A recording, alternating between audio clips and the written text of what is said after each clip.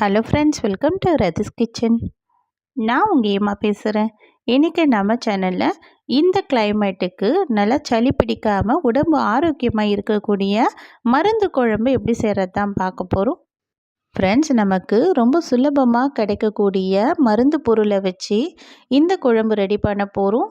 இந்த கிளைமேட்டுக்கு ரொம்ப இயற்கையான முறையில் நம்ம உடம்பு சரி செய்யறதுக்காக வீட்லேயே ரொம்ப சுலபமான முறையில் இது போல் மருந்து குழம்பு செஞ்சு சாப்பிடலாம்.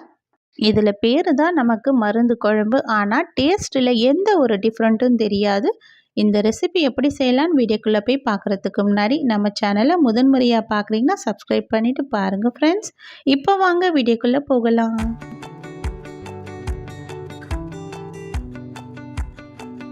ஃப்ரெண்ட்ஸ், இந்த மருந்து குழம்பு ரெடி பண்ணுறதுக்காக இப்போ ஸ்டவ்வில் ஒரு கடாய் வச்சுக்கலாம்.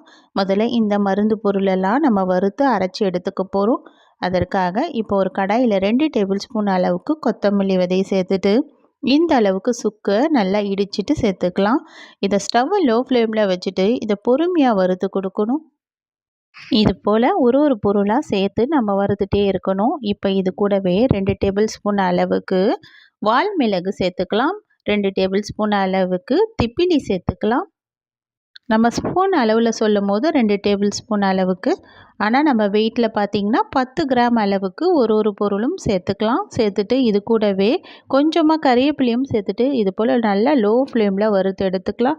இந்த கருவேப்பிலையும் நல்லா பொரிஞ்சு வரணும். இந்த அளவுக்கு வந்ததுக்கப்புறமா ஒரு சின்ன துண்டு அளவுக்கு பெருங்காயம் சேர்த்துக்கலாம்.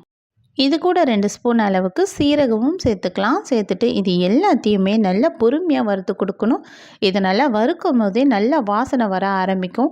இது நல்லா லோ ஃப்ளேமில் 1 நிமிஷத்துக்கு இந்த அளவுக்கு வறுத்து கொடுத்தா போதும். இது நல்லா வறுபட்டுடுச்சு. இது நல்லா ஆறட்டும். நல்லா ஆறினதுக்கப்புறம் மிக்ஸி ஜாரில் சேர்த்துட்டு இது எந்த அளவுக்கு பவுடராக அரைக்க முடியுமோ அந்த அளவுக்கு பவுடராக அரைச்சி எடுத்துக்கலாம். இப்போ இந்த அரைச்சி எடுத்த பவுடரை அப்படியே இருக்கட்டும். இது நல்லா நம்ம எப்போல்லாம் இது போல் மருந்து குழம்பு ரெடி பண்ண போகிறோமோ அப்போல்லாம் நம்ம தேவையான அளவுக்கு 1/2 ஸ்பூன் இல்லைன்னா 1 ஸ்பூன் அளவுக்கு குழம்புல சேர்த்துக்கலாம். இப்போ நம்ம குழம்பு ரெடி பண்ண போகிறோம். இப்போ இந்த குழம்பு ரெடி பண்ணுறதுக்காக இப்போ ஒரு கடாயில் 50 ml அளவுக்கு நல்லெண்ணெய் சேர்த்துக்கலாம். இது கூடவே 1/2 ஸ்பூன் அளவுக்கு கடுகு சேர்த்துட்டு இது நல்லா பொரிஞ்சு வரட்டும். இது பொரிஞ்சு வர நேரத்தில் இதில் 1/4 ஸ்பூன் அளவுக்கு வெந்தயமும் சேர்த்துக்கலாம். இப்போ இதில் மீடியம் சைஸ் வெங்காயம் 2 எடுத்து சேர்த்துக்கலாம். சின்ன வெங்காயம் சேர்க்குற மாதிரி இருந்திங்கன்னா ஒரு 10 சின்ன வெங்காயம் போல் சேர்த்துக்குங்க. இப்போ இது சேர்த்துட்டு இதை நல்லா வதக்கி கொடுக்கணும். இந்த வெங்காயத்தோட பச்சை வாசனைலாம் போகிற அளவுக்கு. இது கூடவே தாராளமாக பூண்டு நம்ம தோலை உரிச்சிட்டு சின்னதாக கட் பண்ணி சேர்த்துக்கலாம். 30 பல்லு போல் பூண்டு நான் தோலை உரிச்சிட்டு சின்னதாக கட் பண்ணி சேர்த்துட்டு இது கூடவே கொஞ்சமாக கறிவேப்பிலையும் சேர்த்துக்கலாம். சேர்த்துட்டு இதை நல்லா வதக்கி விட்டுடலாம். இந்த வெங்காயம் இந்த அளவுக்கு நல்ல பொன்னிறமாக மாறி வந்திருக்குல்ல, இந்த அளவுக்கு வந்ததுக்கப்புறம் மீடியம் சைஸ் தக்காளி 2 எடுத்து பேஸ்ட்டாக நம்ம மிக்ஸி ஜாரில் அரைச்சி எடுத்துக்கலாம். தண்ணி எதுவும் சேர்க்காம தான் நான் இந்த தக்காளியை அரைச்சி எடுத்திருக்கேன். இப்போ இந்த தக்காளியோட பச்சை வாசனை போகிற அளவுக்கு நல்லா வதக்கி விட்டுடணும். இந்த குழம்புக்கு தேவையான அளவுக்கு நான் கல்லுப்பு சேர்த்துட்டு இதையும் நல்லா கலந்து விட்டுடுறேன். இந்த தக்காளியோட பச்சை வாசனை நல்லா ஒரு 2-3 நிமிஷத்தில் போயிடும். பச்சை வாசனை போனதுக்கப்புறம் இந்த தக்காளியும் நமக்கு கலர் மாதிரி வந்துடுச்சு பாருங்கள். இந்த அளவுக்கு வந்ததுக்கப்புறமா இதில் மஞ்சள் தூள் 1/4 ஸ்பூன் அளவுக்கு சேர்த்துக்கலாம். இது கூடவே குழம்பு மிளகாய் தூள் நம்ம காரத்துக்கு ஏற்ற அளவுக்கு நம்ம சேர்த்துப்போம். இந்த குழம்பு மிளகாய் தூள் நம்ம இதில் கொஞ்சம் பார்த்து தான் சேர்க்கணும். ஏன்னா நம்ம மருந்து பொருளில் அரைச்சோம்ல, அதில் காரம் கொஞ்சம் அதிகமாக இருக்கும். அதனால் நம்ம எப்போவுமே சேர்க்குற அளவு குழம்பு மிளகாய் தூளை விட இதில் நம்ம கொஞ்சம் குறைவாக பார்த்து சேர்த்துக்கலாம். இப்போ இதை நல்லா இந்த குழம்பு மிளகாய் தூள் சேர்த்ததுக்கப்புறம் ஸ்டவ் லோ ஃப்ளேமில் வச்சுட்டு இந்த தக்காளி பேஸ்ட்டோடவே நல்லா கலந்து விடணும். இது போல் நல்லா கலந்து விட்டோன்னா இந்த மிளகாயோட நெடியெல்லாம் நமக்கு குறைய ஆரம்பிக்கும். இதில் 1/2 டம்ளர் அளவுக்கு மட்டும் தண்ணி சேர்த்துட்டு இந்த ஈரப்பதத்துக்காக இது போல் தண்ணி சேர்த்துட்டு முதல்ல நல்லா கலந்து விட்டுடலாம். இந்த மிளகாயோட நெடியெல்லாம் குறைஞ்சி வரட்டும். இது அப்படியே எண்ணெய்லாம் பிரிஞ்சு வர ஆரம்பிக்குது. இந்த அளவுக்கு வந்ததுக்கப்புறமா ஒரு பெரிய நெல்லிக்காய் சைஸ் அளவுக்கு புளியை கரைச்சி வச்சுருக்கேன். அந்த புளி தண்ணியும் எடுத்து அப்படியே சேர்த்துக்கலாம். சேர்த்துட்டு இதையும் நல்லா கலந்து விட்டுடலாம்.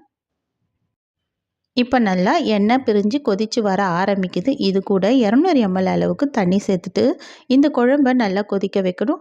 இந்த குழம்பு நல்லா ஒரு 5 நிமிஷத்துக்கு ஹை ஃப்ளேமில் கொதித்து வரணும். நல்லா ஒரு 5 நிமிஷம் கொதித்து வர வரைக்கும் நம்ம இதை ஒரு மூடி போட்டுட்டு மூடிடலாம். மூடி போட்டு மூடுறதுக்கு முன்னாடி 1/2 ஸ்பூன் அளவுக்கு வெல்லம் சேர்த்துட்டு மூடிடலாம். இது நல்லா ஒரு 5 நிமிஷத்துக்கு ஹை ஃப்ளேமில் கொதித்து வரட்டும். நல்லா 5 நிமிஷத்துக்கு கொதித்து வந்ததுக்கப்புறமா இதை நம்ம மூடி திறந்து பார்க்கலாம். இப்போ நல்லா ஒரு 5 நிமிஷம் ஆயிடுச்சு. இப்போ குழம்பு நல்லா கொதித்து மிளகாயோட நெடியெல்லாம் குறைய ஆரம்பிச்சிடுச்சு. இந்த நேரம் நம்ம அரைச்சி வச்சுருந்தல மருந்து பொருட்கள், அந்த பொருளை ஒரு 1/4 ஸ்பூன் அளவுக்கு மட்டும் எடுத்து நான் சேர்த்துக்கிறேன். நீங்கள் எந்த அளவுக்கு குழம்பு ரெடி பண்ணுறீங்களோ அந்த அளவுக்கு நீங்கள் இந்த மருந்து பொருள் சேர்த்துக்கலாம். நம்ம இன்றைக்கி செய்கிற குழம்போட அளவு 2-3 பேர் தாராளமாக சாப்பிட்ற அளவுக்கு செஞ்சுருக்கேன். இதுவே ஒரு 5 பேர் 6 பேர் சாப்பிட்றதா இருந்தால் நீங்கள் 1/2 ஸ்பூன் அளவுக்கு தாராளமாக இந்த மருந்து பொருள் சேர்க்கலாம். இப்போ இந்த மருந்து பொருள் சேர்த்துட்டும் ஒரு 5 நிமிஷம் ஹை ஃப்ளேமில் கொதித்து வந்துடுச்சு. இப்போ ஒரு 5 நிமிஷம் ஆனதுக்கப்புறம் குழம்பும் திக்காக வர ஆரம்பிச்சிடுச்சு. இந்த அளவுக்கு வந்ததுக்கப்புறம் ஸ்டவ் ஆஃப் பண்ணி விட்டுட்டு கொத்தமல்லி இலைகள் தூவிடலாம். அவ்வளோதான், நல்லா அருமையான ஆரோக்கியம் நிறைந்த மருந்து குழம்பு நமக்கு ரெடி ஆகிடுச்சு. ஃப்ரெண்ட்ஸ், இந்த சீசனுக்கு கண்டிப்பாக இது போல் ட்ரை பண்ணி பாருங்கள். உடம்பு ரொம்ப ஆரோக்கியமாக இருக்கும். அது இல்லாமல் இந்த கிளைமேட்டுக்கு ஒரு நல்ல ஒரு குழம்பாகவும் இருக்கும். அடிக்கடி சளி பிடிக்கிறவங்க கண்டிப்பாக இந்த குழம்பை ட்ரை பண்ணி பாருங்கள். நான் சொல்கிறேன், இந்த மருந்து பொருட்கள்லாம் எல்லா நாட்டு மருந்து கடைகள்லையும் கிடைக்கும். கண்டிப்பாக நீங்களும் வாங்கி இது போல் அரைச்சி ஸ்டோர் பண்ணி வச்சுக்கோங்க. ஸ்டோர் பண்ணி வச்சுட்டு எப்போல்லாம் இது போல் குழம்பு செய்கிறீங்களோ இந்த மருந்து பொருள் சேர்த்து குழம்பு செய்யலாம். கண்டிப்பாக நீங்களும் வீட்டில் ட்ரை பண்ணி பாருங்கள் ஃப்ரெண்ட்ஸ். ட்ரை பண்ணிவிட்டு எப்படி இருக்குன்னு கமெண்ட் பண்ணுங்கள். தேங்க்யூ.